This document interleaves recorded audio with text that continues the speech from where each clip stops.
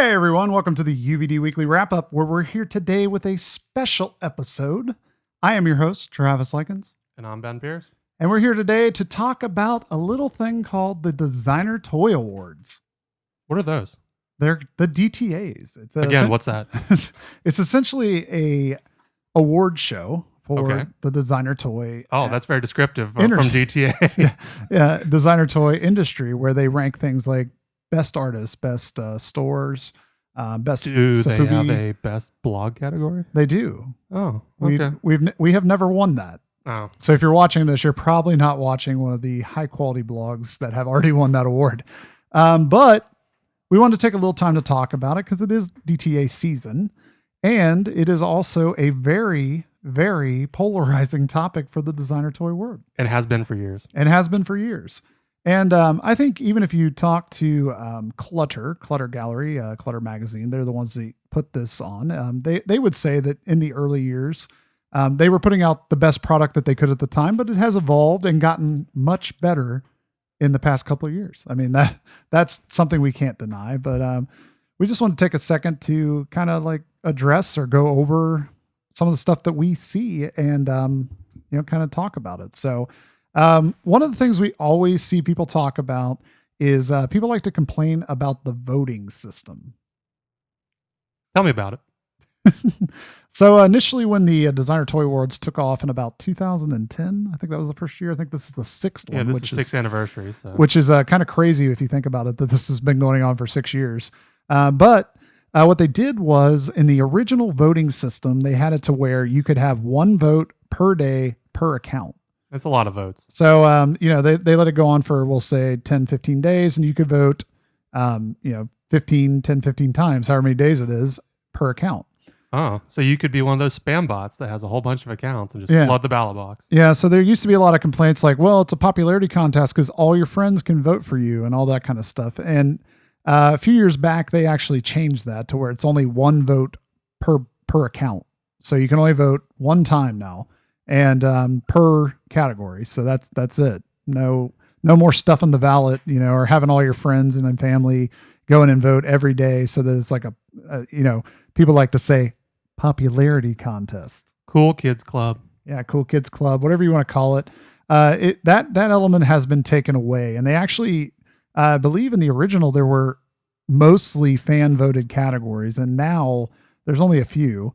And then there's the panel voted categories, which was something they added in a few years ago as well. So similar to like the Grammys or the Oscars or the Emmys, there's a panel of people from the industry. They pick people like bloggers, artists, store owners, producers, all kinds of people that are throughout the scene. And they basically set them up to vote on the categories and, kind of give their, what do you want to say, educated vote? Educated guess. Yeah, educated vote for what they believe is something that actually somebody that had a banner year, or someone that or something that was really the best or pushed the scene to create more better things. Though you kind of run the risk with some of these people that if they've been so busy throughout the year doing their own thing, they may not have paid much attention to everyone else. Yeah, I've heard that one too, but I think they so the first year they had a panel is like very few amount of people, but now they have a very large panel. If you go to their website, it's like a ton of people. So I think like in the initial grouping, that could have been a problem where people go in and, oh, okay, yeah, okay, yep, Hucky, there you go, I know that guy, and then puts him at the top or whatever. And not saying Huck doesn't deserve to win, not saying that at all, but like I'm just saying like, oh, I know Huck, so I put him at the top. I think that might have been a problem earlier on, but now they've got so many involved, and it's like there's customizers, artists, there's like top tier artists involved, stores, producers, the distributors, like there's all kinds of people involved in this. So it's not like as subjective as it used to be, I guess is what I'm What saying. if they just found people on the street that do nothing about this and said, "Look at this binder of everything we have, It's like and tell us what you like." it's like a Jay Leno, the random guy on the street. Like, they can ask him questions. That would actually be a funny segment if they did it like during the awards presentation, where like they take out like pictures of like designer toys and just ask people walking by, which one of these toys do you think is the best, and just see which one the random people post or point out. I think that'd be kind of Or funny. ask your grandparents or parents who do not understand any of this. Yeah, that'd be funny as well. Like, just have a bunch of older folks like look at them and then talk about them and say, "What the heck is that?" I think that'd be kind of funny. But we're kind of digressing here. So the Designer Toy Awards. Let's see. What's something else we always see people complaining about? That usually it's only the like elite artists that get like mentioned. Okay, I mean, last year the Geek Walk won, which is a completely independent produced resin piece from an artist that he's worked his way up through the scene over the years and really kind of made his own. I And think the customizer of the year was Ian Zabrowski. Mhm. That's a customizer that's worked his way up from nothing to where he is today. So I think initially, again, there might have been more of that because it was fan voted stuff, but I think the panel really has helped kind of put the person that's really doing the hardest work towards the top. I think we even contended in the big video that was popular among a lot of people about the state of the designer scene is that we did mention this, I believe, and Yep. that even those that are candidates, I believe it's the same level of exposure minus the trophy Yep. of being on a website, having the panel members being forced to look at your stuff. Yep. They don't just get to gloss over it, or the fact that even if it's a fan-based one, that it forces everyone to be on the same splash screen. Everyone has to either pass over you or look at you to get to whether they want to vote for you or to vote for whomever they have in mind. But it's still, you get looked at regardless of whether you get the trophy or not. So I think, minus the trophy, that you still get a good level of exposure with having a lot of eyes on your pieces. Yeah, I would have to agree. Definitely, that's for sure. Let's see. What else do we hear? The wrong things win categories. So was it last year? The 1 year, the best Safubi that won was not necessarily like what people think of as Safubi. Like, it wasn't a like creepy monster. It was like a cuddly cute type piece. But Safubi is a technique. So it's soft vinyl from Japan. So the figure that won was made out of soft vinyl and it was made in Japan. So the figure technically qualified for the best Safubi category. What people were actually kind of wanting was it to be like, say, best Neo Kaiju.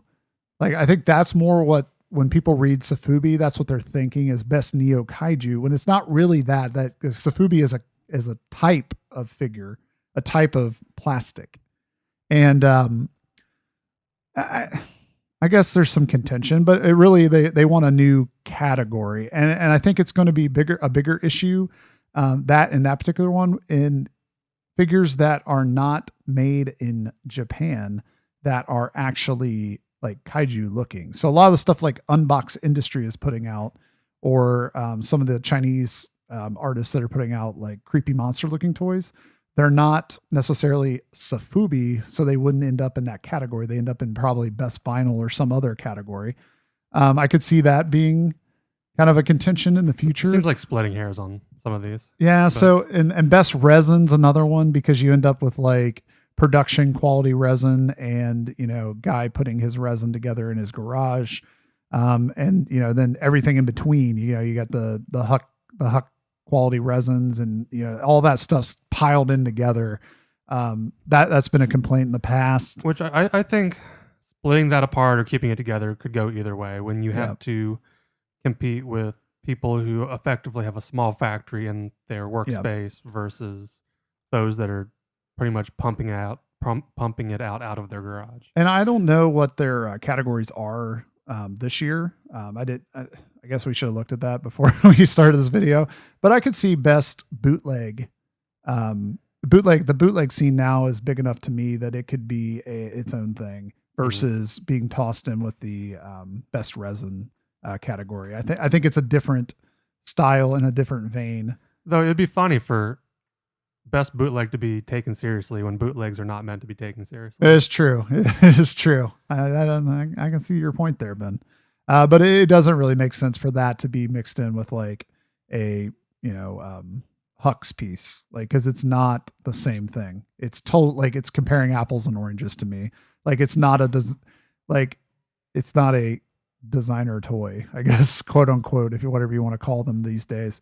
To me, a bootleg is a specific piece of action figure type art that is totally different. And it's not even an action figure, but action figure inspired art, because it's all about the card. It's not necessarily just about the figure, in my opinion. So I could see that being a totally separate category. What do you think of the bootleg that has no figure in the blister pack? It's just the carded one. It's the nothing, where it's taking itself ultimately so seriously. I think that's hilarious, but it kind of reminds me of like I think there was a Hot Wheels that released like at San Diego Comic-Con one year, and it was like Wonder Woman's invisible jet, and there was literally nothing in the it's kind of like a little tongue-in-cheek joke, the invisible jet, and it's nothing there.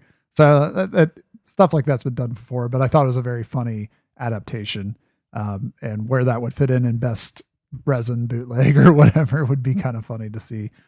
But let's see, what's something else that people like to complain about, Ben, on this whole designer toy thing? Something that you've seen, because I've been saying all of mine. Well, I know there's some itchy assholes over people nominating themselves, but I mean, at the end of the day, you can nominate yourself and not get anywhere, or you could have other people nominate you and get somewhere or not anywhere, but yeah, it's really all the same difference. Yeah, and like there's really nothing embarrassing about nominating yourself, because nobody sees you. Like, nobody knows that you nominated yourself unless you go on Facebook immediately afterwards. I just nominated myself on the designer toy. Huzzah! Like, unless you told somebody, there's like no way anybody's going to know. So if you feel like you're doing something that is award worthy, I don't know why you wouldn't put yourself in. And the thing about it is, 4 or 5 years ago, when they used to put all the nominations up and then people fan voted for it, you would get things that were maybe not in the right categories, or in people that I don't want to say didn't deserve to be there or whatever. But now, because the nominations go to a panel and then they're limited down to a certain amount, and then they're voted on by another panel,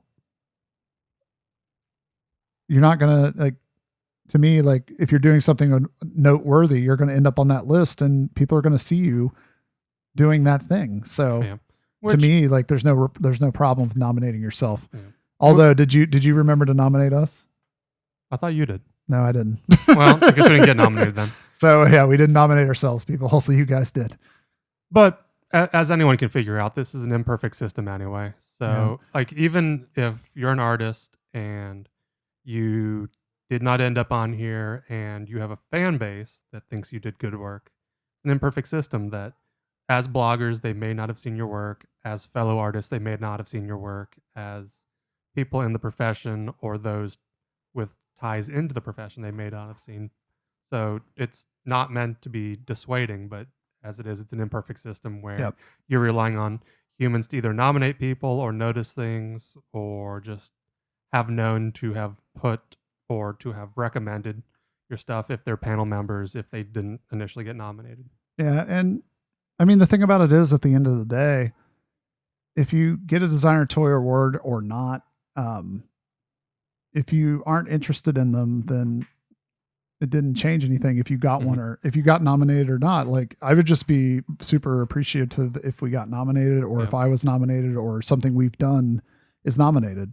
Like, to me, that's just as honorable as winning one. So, which I suppose this is more of a closing remark, but at the end of the day, if you're happy with your work, nothing else really matters. Especially if you're happy with your work and people are buying it. Does a designer toy award make any difference to you? Or even if nobody's buying it and you're happy with your work, it's still the same feeling. And don't get me wrong, I want that trophy right here.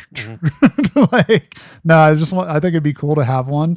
I think it would be a capstone, like, I guess, to the efforts that I feel like us and many other people put in. And I think a lot of people feel the same way. Like, if I'm not saying we like it's the end all be all if we won one, but if we did, I'd be super excited to win one. Like, I'm not saying like, if we don't get one, the blog is over. Like, we're not going to do anything. Well, the blog is kind of over, but that's why we're doing these videos. Yeah, but if we did win one, it'd be awesome. Like, congrats to Toy Chronicle last year, Spanky, Toys Are Evil, the people that have won it in the past. Great work, guys. Just excited that people are learning more about designer toys and that you guys are getting a fan base out there that's voting for you. That's those are fan voted categories. I'm sorry. In the panels, glad to see that people are coming together as a community to talk about designer toys and to decide who had a banner year and who did awesome things to either A, put out great pieces, or B, maybe advance the scene a little bit with like something that, helped grow the scene, maybe through, more wide open project that was more all encompassing. Like, things like that should be notified and noticed. And when somebody does good work, it should be noticed. Like, think about this, people. The Grammys, okay? It's a similar situation where there are albums put out within a certain time period. Those certain time periods are then pulled together and everybody says, this is the best hip hop albums that came out in 2016. They then send that out to a panel of people that are in the industry to vote on those said albums. And then one of them wins. There can only be one winner. It's the same as, and for them getting nominated, getting the Grammy, man, that's the pinnacle. But if you're nominated, it's still acknowledging that you did something awesome. And even if you want a little bit of entertainment, go to the DTA ceremony. It is a hoot. Yep. It's a lot of fun. It's great experience because everybody, not everybody, but a lot of people that are in the scene are there and they're, hanging out and kind of just celebrating the fact that we're all creators and we're all doing something. We may not be creating toys, but we're creating content. So, so we can be there toys. And we are creating toys, but not for 2016 Designer Toy Awards. No. 2017. Next year. Yep. So, but we just want to take a second to kind of go over a few things and like go over some of the comments that we see. I think Clutter has done a great job answering these in the past. So if you do have valid concerns that have not already been addressed, I'm sure Clutter would love to hear them. Like actual valid things, not just my favorite artist didn't win. No. Also, make sure to phrase your criticism in a constructive manner and not just pound your fist and stuff. Don't just troll Clutter's Facebook page and like just post your stuff's crap. Why do you guys do this every year? And give them some real like good feedback. If you have an honest thing that you think would make it better, they probably would listen. Not just this crap sucks. We want to see something different. Our friend didn't win. Things work better when there are actions, not just and the thing, unwarranted notices. And the thing about it is like earlier today, I was on a post and I said a similar thing where it's like, I see a lot of people complaining about stuff that happened 3 or 4 years ago with the Designer Toy Awards. In the amount of time it took you to complain, you could have promoted said artists that you feel like did not get the shine that they should get and maybe help them reach a larger audience or help them reach someone that they may not have gotten to, like a blog. You could send an email in that same amount of time to urbanvinyldaily@gmail.com and say, look at this guy's work. You guys should be talking about this person. And that's how these things begin. Once one place starts talking, a few other people start talking. Next thing you know, these artists could be going from the bottom to the top and they win a Designer Toy Award. Conversely, don't send us the opposite message of asking us why we're covering people. So I want to see I want to see less complaining, more constructive criticism, and I want to see more action, because getting designer toys, or whatever you want to call them these days, art collectibles, design objects, whatever it is, I want to see more people talking about them and more people sharing about their friends. I've seen a lot of people since our last video, the Squink post, the few other places that were talking about this same comment, J. Rue's post. I've seen a lot more people just sharing blog posts from, Tenacious Ninja, UVD, Spanky, Toy Chronicle. I've seen artists and fans and more people just sharing stuff on their Facebook or whatever. And that can really help get it out to other people. Yeah, your friends that don't like designer toys are going to be like, what the heck are you doing? But maybe It's like in the same way that your friends don't like your ranty Facebook posts. But it's the same difference. Yeah, but maybe this time they'll click on it, and then maybe we'll get a couple more people to be fans of designer toys. So sharing, talking, doing is Doing is the important part. Is way more important than complaining. Like, don't waste anybody's time complaining and trolling. Like, you were super crafty and creative with your trolling message. Like, why didn't you just take that time to actually do something to help advance the designer toy world, not condemn it?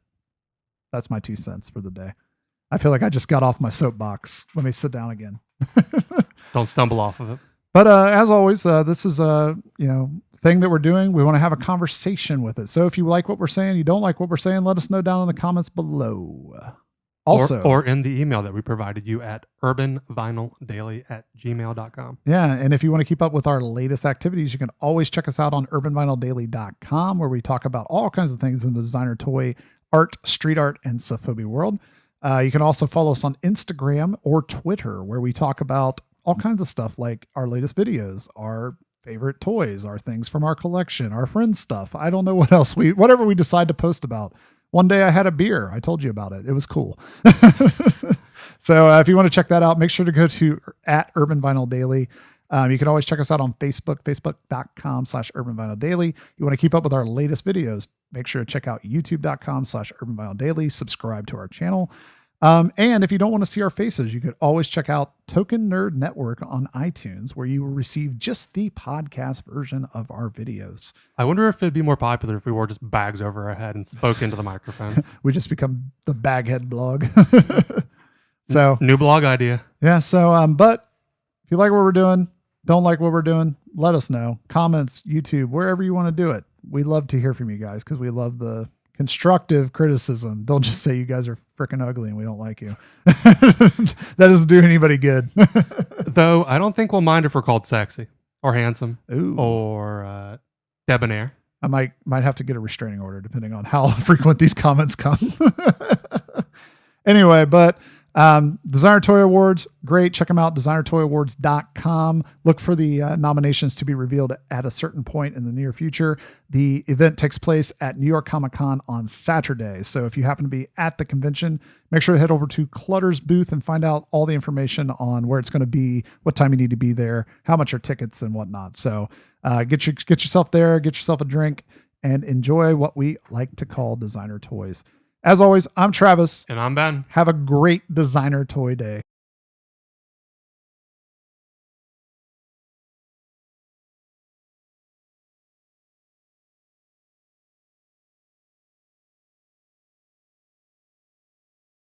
Hey everyone, this is Travis Likens from Token Nerd Podcast, and I'm here today to tell you something about sponsorship. That's right. Token Nerd now has a sponsor. The fine folks at TenaciousToys.com, your source for designer toys, pop vinyl, original art, and more, are now our sponsor. And guess what? As a part of that, you can get 10% off your next order at TenaciousToys.com by entering the code TOKEN10 at checkout. That's right, 10% off. And not only are they giving you this code, they're also going to be sponsoring many of our Token Nerd giveaways in the next coming months. So make sure to follow us at token_nerd on Instagram to catch our latest giveaways.